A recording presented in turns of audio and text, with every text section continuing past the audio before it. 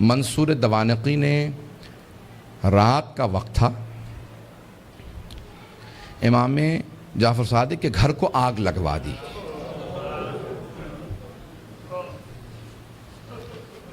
آج کل آپ نے دیکھا روشنیاں ہوتی ہیں، پانی کا نظام کچھ اور ہے۔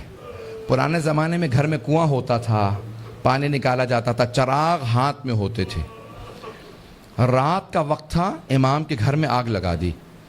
امام کے جو خادم تھے نا، وہ فوراً آگ بجھانے لگے۔ میرے طرف دیکھیے گا، ایک جملہ کہہ دوں، اس کے بعد صرف 2-4 منٹ 5 منٹ زحمت دوں گا آپ کو مصائب کی۔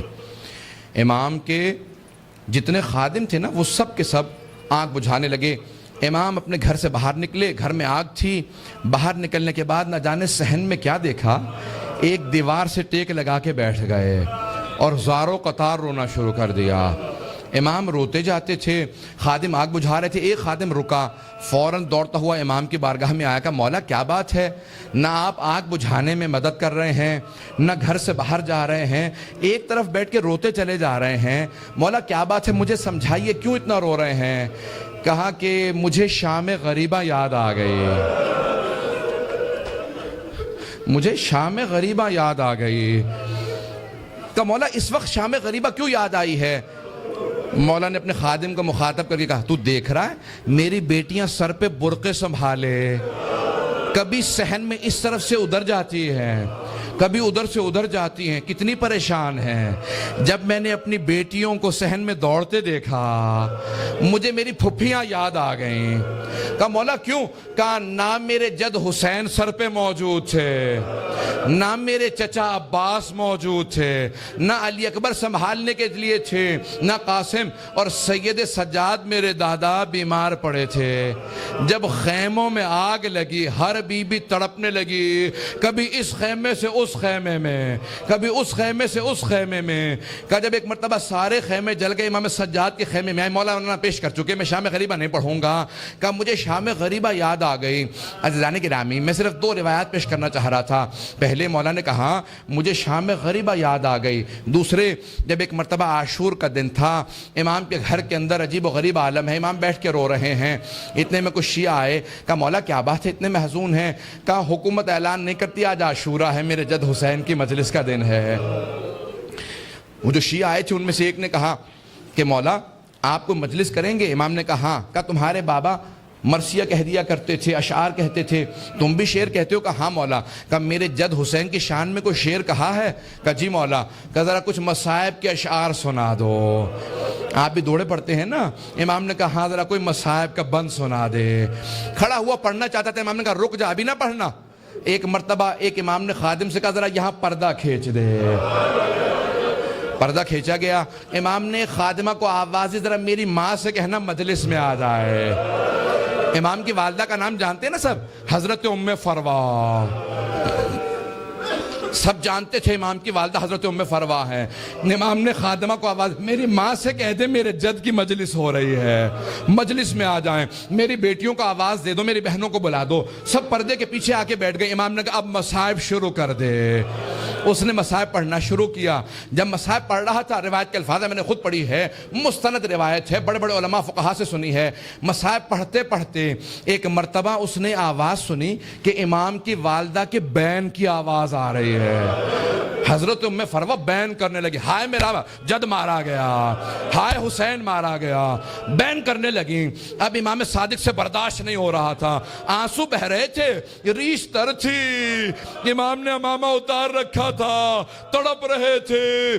وہ جو مصائب پڑھ رہا تھا نا، وہ امام کی والدہ کے خاندان سے تھا۔ اس نے مخاطب ہو کے کہا اے ام فروا، اگر آپ زیادہ روئیں گی نا تو آپ کا بیٹا جعفر الصادق آپ کو دلاسا دینے آئے گا، آپ کو سینے سے لگائے گا، آپ کے آنسوؤں کو صاف کرے گا، آپ کی چادر کو سنبھال کے رکھے گا۔ لیکن اے ام فروا، آپ کی پھپھیاں جب میدان کربلا میں رو رہی تھی، کبھی شمر تازیانے مارتا تھا، کبھی خولی تازیانے مارتا تھا، بس بھئی اجرکم اللہ، میں تمام کر دیتا۔ ایک مرتبہ روایت کے الفاظ یہ ہیں، سارے مدینے والے امام صادق کے دروازے پہ جمع ہو گئے، نہ جانے کیا ہو گیا، اس بلند آواز سے سب رو رہے ہیں، سب دروازے پہ آ گئے۔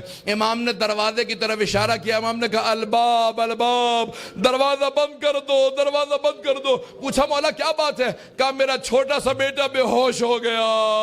کسی نے پوچھا یہ کون سا بیٹا؟ کہا موسیٰ کاظم۔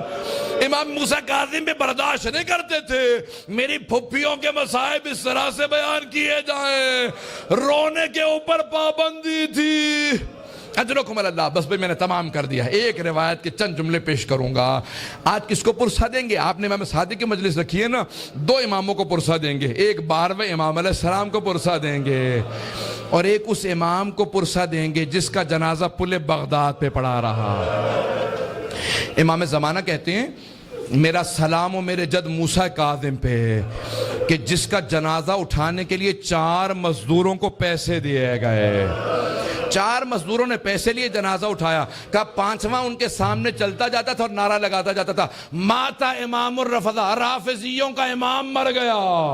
کہا جب پل بغداد میں دھوپ میں لاشا پڑا تھا امام رضا پہنچے، کہا ہٹ جاؤ میرے غریب بابا کے لاشے پہ، میں مدینے سے آیا ہوں، آج ذرا مل کے کہیں گے اے مولا آپ کو پرسہ دینے آئے، کس کا؟ صادق آل محمد آپ کے بابا کا۔ پیش کروں؟ آخری جملے سن لیجئے بس بھئی۔ منصور دوانقی ملعون نے امام کو زہر بھیجوایا۔ کیسے دلوایا؟